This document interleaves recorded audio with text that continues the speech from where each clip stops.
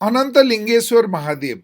अनन्तलिङ्गेश्वर महादेवको मन्दिर सूर्यविनायक नगरपालिका वडा नम्बर 4 मा अवस्थित रहेको छ।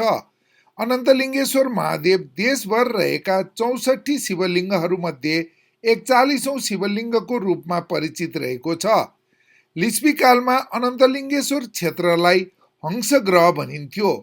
त्यसका मुख्य देवता लोकपाल स्वामी नै अनन्तलिङ्गेश्वर भएको कुरा इतिहासविदहरूले बताएका छन्। यहाँ भेटिएको शिलालेखका अनुसार राजा नरेन्द्र देवले 7औं शताब्दीमा यस मन्दिरको जीर्णोद्धार गराएका थिए। अनन्तलिङ्गेश्वरको बारेमा एउटा किंवदन्ती प्रचलित रहेको छ। यहाँको जङ्गलमा ऋषिमुनिहरू तपस्या गर्दथे। उनीहरू पानी खोज्दै डाँडाको काखमा पुगे। कुवा खन्दा शिवलिङ्ग फेला पर्यो।